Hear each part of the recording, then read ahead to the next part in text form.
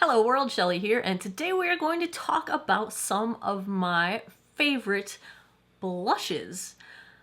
One of you mentioned in the comments that I haven't done a blush video, and almost 5 years into this channel, I don't think I've ever done a video on my favorite blushes, and I'm pretty loyal to my favorite blushes. I don't very often, and when I do, they usually are because I found a new favorite. So we're gonna go through my old school favorites that I've been wearing for years on my channel, my pretty much everyday favorites, and then a few of the newer ones that I have come across recently that have made it onto my favorites. So let's start old school. If you've been around since the beginning, you've seen me wear Laura Geller blushes, and I have not dug them out in a very long time. I'm not even sure what you can still get because this brand had issues with ownership and things, but Pink Grapefruit is probably my favorite. These are the baked blushes, and they look a lot more dramatic in the pan, but they're very smooth and light to blend out and build up as you want. And I don't wear a ton of blush.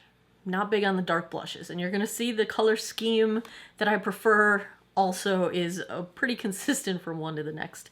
But these are just so easy to use and they're so pretty. The Baked Balance powder as well is one of my favorite foundation powders. I used these a ton in the early days of my channel. I still have a bunch of them. I still use them. It's been a while since I've had them worn it in a video, but it is still rocking my favorites. Another old school favorite that I've had for a million years, and I've got probably 5 shades of this, but this one's my favorite. This is from Tarte. It is the Amazonian Clay 12-Hour Blush. The shade that is my favorite is Exposed. I am a cool toned baby pink kind of a person. These are my favorites because I don't wear a very dramatic blush.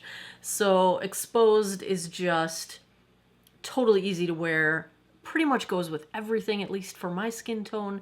And this formula doesn't highlight texture, totally matte, beautiful. They do have some shimmer versions, but I like the matte ones.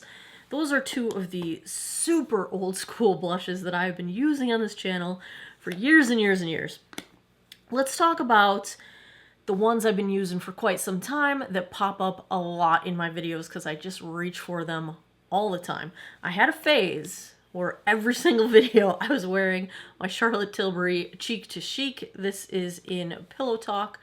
You guys so affectionately dubbed it the Nipple Blush, and I can't unsee that. It will forever be the Nipple Blush to me.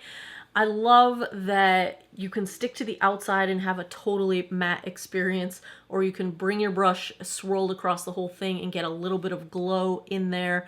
It is such a pretty, neutral, works with lots of skin tones kind of a shade. And again, it looks pretty dark in the pan, but you can go from sheer to totally built up, and that's the kind of blush I really like. So you're gonna find that that's pretty much in common with all of these. Charlotte Tilbury, beautiful blush. This one you guys see all the time, the e.l.f. Primer Infused blush. This is the shade Always Rosy. This is my favorite shade. I also have Always Cheeky, and it's very nice, but you guys know what we're doing here. We're going for that beautiful baby pink. Easy to blend out, easy to build up.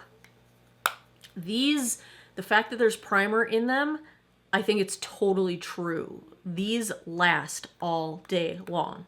They don't fade, they stick around all day, and I love that about them. Next up, I had this in the previous formula, and I've got it again in the new repackaged formula. Still one of my favorite shades of all time. It's probably as peach as I go. It is from Wet n Wild. This is Pearlescent Pink. This is the newer packaging. This does have a tiny bit of shimmer to it, and I've heard people say that this is a dupe for the NARS Orgasm blush. I don't have that blush, so I can't compare. And the name just irritates me, so I've never purchased it. But This has a little tiny, tiny, tiny bit of shimmer in it. Very, very little. But there's tiny, tiny, just a few scattered shimmer glitters in there. So if you don't like anything with glitter in it, but I don't think you're really going to notice it as glitter. It is just, it's very subtle, very pretty. And again, you can go from sheer to built up. I'm just, assume that's true of all of these because it is. Let's talk about some of my more recent favorites. One of the more recent additions to my collection is from Kosas. This is the Longitude Zero Color and Light Pressed. Now, it is a blush highlight combo. The blush, of course, look at that shade. It is right up my alley. It's a beautiful highlight as well. It's not a like glowing to the gods kind of highlight. It is a nice subtle, it's really, its best purpose is transitioning as a blush topper into a highlight because it's nice and subtle, but it gives a really nice glow. But this formula, all the Kosas powder formulas are so wonderfully soft and finely milled that they blend out effortlessly is actually too much effort. They're so easy to wear and they look so natural on the skin. Let's talk about the one that I'm wearing today. Probably the newest to my collection. I've been wearing it for about 3.5 weeks now. We're going on a month. It is from Clarins. I did get this complimentary from Clarins through the Octoly PR program. Thank you, Clarins. This is the Jolie Blush in Cheeky Baby. Is anyone else thinking about Austin Powers with that? I love their makeup packaging. And I'm wearing this today, and the irony, it is a perfect match for the Wet n Wild Blossom Glow highlight. These two, that's what I'm wearing today. They go together so brilliantly well. Total accident, but I discovered this combo today and I'm loving it. Loving it, loving it, loving it. This is just beautiful, soft baby pink, and like all the others, they blend out so nicely. That's what I got going on. I don't go to town on blush. I don't wear a ton of blush, so I need something that you can apply sheerly and build up to the extent that you want and then be done with it. Like, that's what I like. Also, there's a mirror built into the packaging. Gorgeous packaging. I'm so in love with Clarins makeup. It came from out of nowhere, really. I wasn't expecting to love everything I've tried, but thumbs up on this blush. It is super soft and very pretty. I think it's a perfect pink for the everyday. You know, they say to go with a baby pink if you want a youthful look, and for me, I go with baby pink when I want just what my face would look like if I blushed. Does that make sense? Like, I want it to look like I just have a little bit of a flush to my skin like it naturally would.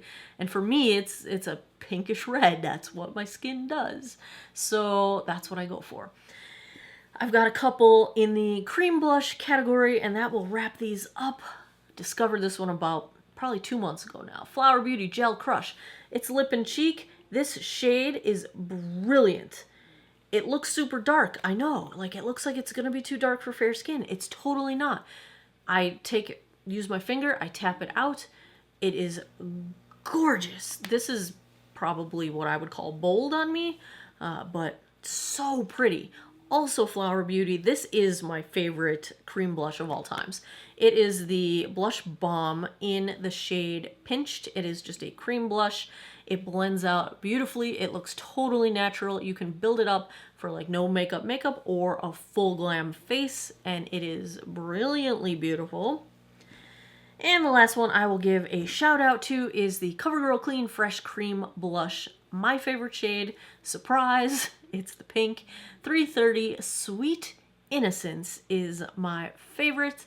I think it builds up nicely. This one's a little bit more bold. You do have to be a little more careful. It's harder to get a sheer application, but if you like that nice pink flush, it is a gorgeous pink flush.